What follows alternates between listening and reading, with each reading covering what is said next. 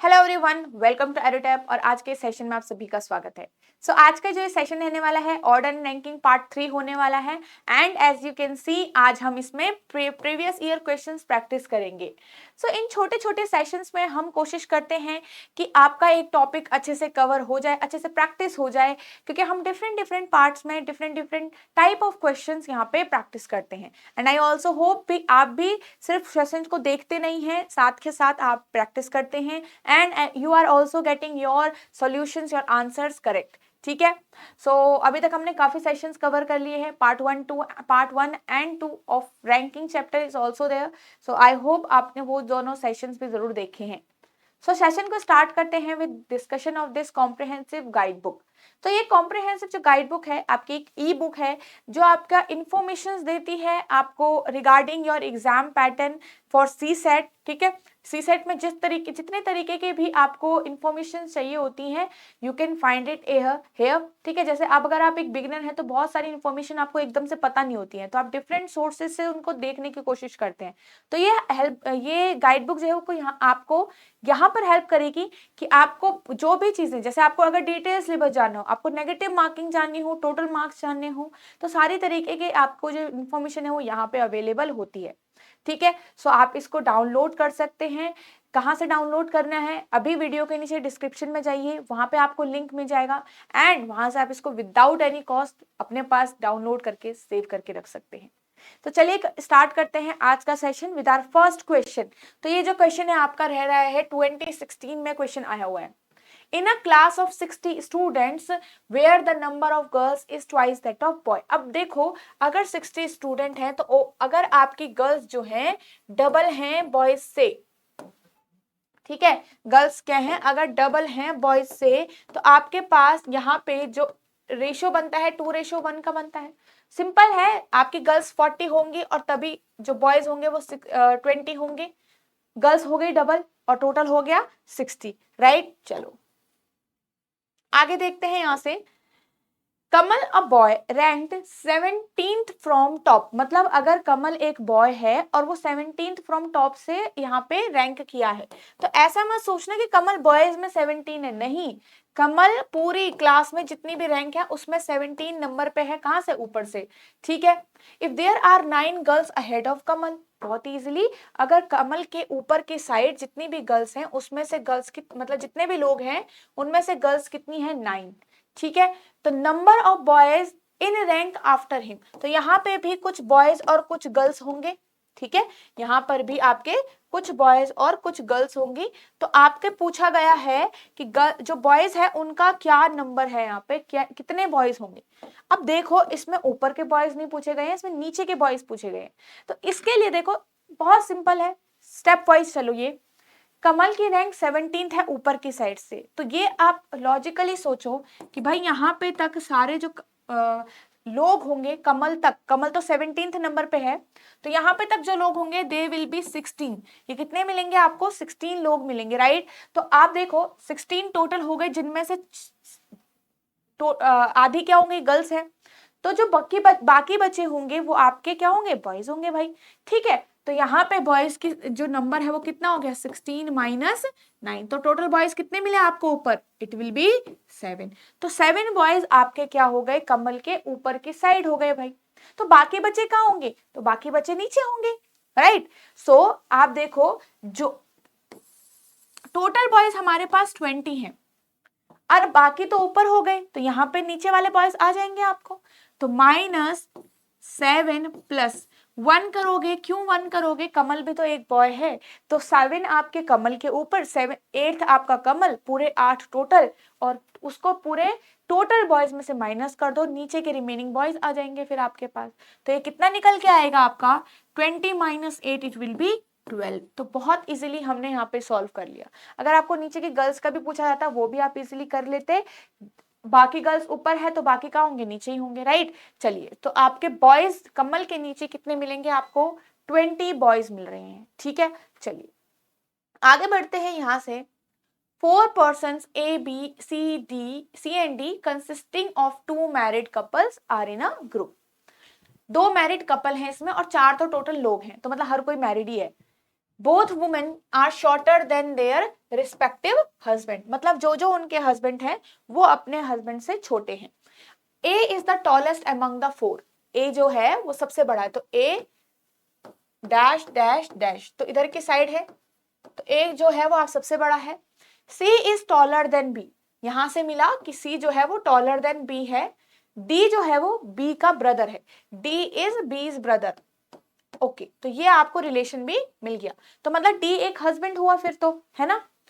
In this context, ठीक है, in this context which one of the following is not correct. अच्छा, तो यहाँ पे क्या लिखा हुआ है, A is the tallest among the four. एक बात बताइए, अगर ए जो है वो टॉलेस्ट पर्सन होगा तो ए क्या फीमेल हो सकता है? नहीं, क्योंकि यहाँ पे एक चीज साफ साफ लिखी है, बोथ वुमेन, जो दो वुमेन है, मतलब बोथ मतलब दो वुमेन है, क्योंकि अगर दो मैरिड कपल है इट मींस दो मेल पर्सन और दो फीमेल पर्सन होंगे यहाँ पे, राइट, क्योंकि दो मैरिड कपल हैं इसलिए आपके पास दो मेल और दो फीमेल होंगे भाई, राइट। ओके, तो अब एक बात बताइए कि अगर सबसे बड़ा ए हो गया तो जो ए है वो एक मेल पर्सन होना चाहिए या फिर किसी का हस्बैंड होना चाहिए, बात एक ही हुई, ठीक है, तो ए को हस्बैंड होना पड़ेगा। Got it. अब एक बार आप बताइए कि सी और बी में से सी जो है वो बी से बड़ा है, राइट, डी भी एक मेल पर्सन है, ए भी एक मेल पर्सन है, राइट, डी भी एक मेल पर्सन है, ए भी एक मेल पर्सन है, ए भी एक डी और बी जो है वो यहाँ पे सिबलिंग्स हो रखे हैं, तो क्या डी बी से मैरिड हो सकता है? राइट, डी जो है वो बी से मैरिड नहीं हो सकता, डी जो है वो ए से भी मैरिड नहीं हो सकता क्योंकि ए ऑलरेडी मेल है। डी के लिए कौन बचा यहाँ पे partner? C will be D's wife, right. अब देखो जो बाकी बचा है ए को मैरिड होना पड़ेगा यहाँ पे बी से, और अगर ए पॉजिटिव है तो B should be the negative person, मतलब B should be the male person, right. अब एक चीज आप देखो, डी और सी में कौन बड़ा होगा? क्योंकि हर एक वाइफ जो है वो शॉर्टर है अपने हस्बैंड से, तो डी जो है वो सी से बड़ा होगा, और आपको पता है कि सी आप जो है वो बी से बड़ा है क्योंकि ये गिवन हो रखा है भाई, तो ये तो राइट। सो इस पूरे आप क्या बोलते हैं इसको, पूरे ऑर्डर को आप यहाँ पे प्लेस कर दो ऐसे ही सीक्वेंस को, तो डी सी एंड बी, ये आपका सीक्वेंस आ रहा है, ये आपका फैमिली ट्री आ रहा है, ठीक है, ये यहां से लेकर यहां तक और यहां से लेकर यहां तक। आगे देखो भाई कि क्या लिखा गया है, कह रहा है कि इनमें से which of the following statement is not correct, मतलब करेक्ट वाली नहीं, नॉट करेक्ट वाली आपको फाइंड आउट करनी पड़ेगी भाई। तो all four have family ties, yes भाई, all four have family ties, ये सारी एक ही फैमिली का हिस्सा है, ओके, क्योंकि डी और बी यहाँ पे क्या हो रखे हैं, सिबलिंग हो रखे हैं, तो ये तो सही है। बी जो है वो शॉर्टेस्ट है, आप देख सकते हो अपने रैंकिंग के उसमें बी जो है आपका है वो सबसे शॉर्टेस्ट है, ये भी करेक्ट है। सी जो है वो टॉलर है, भाई सी एक वाइफ है डी की, तो सी क्या टॉलर होगी? नहीं, सी जो है वो डी से टॉलर नहीं है, सो जो इनकरेक्ट हमारी स्टेटमेंट है वही हमारा आंसर होगा। ओके, चलिए आगे बढ़ते हैं यहां से। अब हम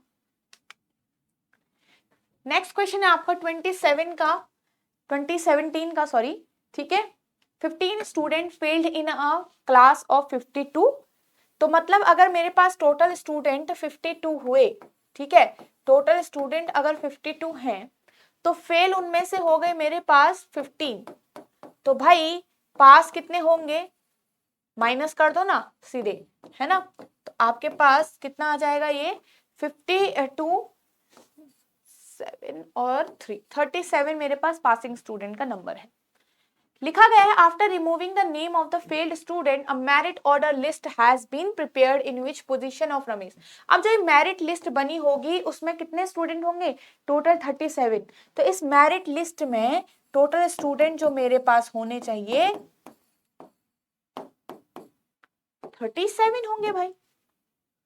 उसमें से रमेश जो है वो फ्रॉम टॉप 22 पोजीशन पे है, तो उसकी बॉटम की पोजीशन क्या होनी चाहिए, ये पूछा, बहुत सिंपल क्वेश्चन।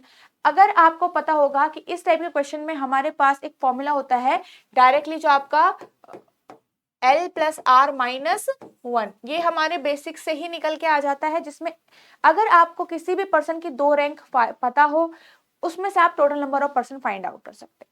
इस फॉर्मूले में से किसी भी एक वेरिएबल की अगर आपको चीज नहीं पता है, कोई वैल्यू नहीं पता, तो 2 का वैल्यू अगर पता है तो तीसरे की आप फाइंड आउट कर सकते हैं। जैसे कि इसमें अभी आपको टोटल स्टूडेंट, क्योंकि मेरिट लिस्ट का जो बच्चा है वो रमेश है, तो टोटल स्टूडेंट अब की बार 52 नहीं होंगे, 37 होंगे। सो 37 इज इक्वल टू, ऊपर से उसकी रैंक 22 है तो एक रैंक को 22 डाल दो और एक को ऐसे ही छोड़ दो, ठीक है। 37 इज इक्वल टू ये 21 प्लस आर, यहां से 37 माइनस 21 कितना हो जाएगा, ये 1। तो जो रमेश है उसकी रैंक जो है वो नीचे की साइड से, बॉटम की साइड से कितनी आ गई, 16th आ गई भाई। तो आई होप आपको क्लियर होगा कैसे आया। पहले आपने पूरा मेरिट लिस्ट के जो स्टूडेंट है टोटल उनको निकाला और सिंपल यहाँ पे ये फॉर्मूला पुट करके आपका जो रमेश है उसकी दूसरी रैंक आ गई, ठीक है। तो ऐसे ही जब भी आपको दूसरी रैंक निकालनी हो किसी पर्सन की तो आपको ये चीज पता होना चाहिए, टोटल नंबर पर्सन पता होना चाहिए, उसकी रैंक किसी भी दूसरी साइड से पता होना चाहिए, ठीक है। चलिए आगे बढ़ रहे हैं हम अब यहाँ से। In a row, A is in 11th position from the left and B is 10th position from right. If A and B interchange, then A becomes 18th from left. कह रहा है कि अगर देखो A जो है वो 11th पोजीशन पे होगा और B जो है वो कौन सी 10th पोजीशन पे होगा, कहां से, राइट से। पर अब की बार उन्होंने क्या किया कि इंटरचेंज कर दी पोजीशन, तो आपका जो A है A now becomes 18th from left hand side. A क्या बन जाएगा, लेफ्ट हैंड साइड से 18th पोजीशन पे बन जाएगा। तो इसका मतलब पूछा how many persons are there in the row other than A and B। तो पहले तो इसको छोड़ दो, यहाँ पे इतनी लाइन तक फाइंड आउट करो कि कितने टोटल नंबर ऑफ पर्सन्स होते हैं। तो जब भी इस टाइप का क्वेश्चन आया कि इंटरचेंजिंग हो रही है वहां पे, तो आपको टोटल नंबर कैसे निकालना है भाई, सिंपल है। अब जो A है यहाँ पे आ गया, राइट, A जो है वो यहाँ पे आ गया, तो भाई ये पोजीशन पहले किसकी थी, B की थी। यही पोजीशन पहले B की थी तो B 10th था, तो पोजीशन थोड़ी चेंज हुई होगी। जब B उस सीट पे था तो वो सीट जो है वो 10th फ्रॉम राइट थी, वो सीट की पोजीशन तो वही रहेगी ना, भले वहां पे कोई दूसरा पर्सन आ जाए, राइट। तो यह जो सीट थी, ये जो सीट थी यहाँ पे वो राइट लेफ्ट से भले 18 है क्योंकि आपने अब लेफ्ट से काउंट किया A को, पर अगर आप राइट से करते तो ये 10th ही थी, right. So total number of person is equal to 10 plus 18 minus 1, तो कितना आ जाएगा, 28 माइनस 1 विल बी 27। तो ये टोटल नंबर ऑफ पर्सन्स आए हैं 27। बट अगर हम ए और बी को यहां से हटा दें, ए और बी को हटा दें, तो इन दोनों के अलावा कितने पर्सन हैं, 25। तो 25 will be the correct answer, not 27, ये ध्यान रखिएगा। Other than A and B की बात की गई है, ओके। चलिए, सो ये हमारा यहाँ पे आंसर है।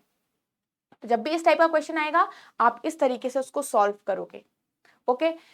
चलिए, so this was our last question of today session. I hope आपको आज का सेशन अच्छा लगा होगा, तो जरूर लाइक करें इन सारे ही सेशंस को, क्योंकि ये सारे सेशन आपके लिए प्रोडक्टिव यूजफुल तभी साबित होंगे जब आप प्रैक्टिस करोगे, ठीक है। और साथ के साथ लाइक करते रहिए क्योंकि it will motivate us to bring you the same sessions, ठीक है।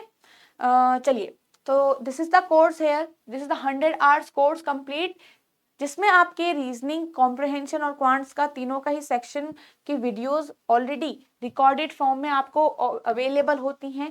सारे ही प्रीवियस ईयर क्वेश्चंस आपको इसमें सॉल्व मिलेंगे, ठीक है। और आपको हर एक टॉपिक का जीरो से लेके अच्छे से यूपीएससी लेवल तक के क्वेश्चंस की प्रैक्टिस की गई हुई है। आपकी टेस्ट सीरीज है इसमें इन्वॉल्व, ठीक है। वीकली लाइव डाउट सेशंस आपके लिए जाते हैं and then live revision classes भी आपकी कंडक्ट होगी एग्जाम से पहले के टाइम पे, ठीक है। तो आपके पास रिवीजन क्लास मतलब कॉन्सेप्ट क्लासेस ऑलरेडी होंगी एंड रिवीजन क्लासेस भी आपकी इसमें कंडक्ट की जाएगी, ठीक है।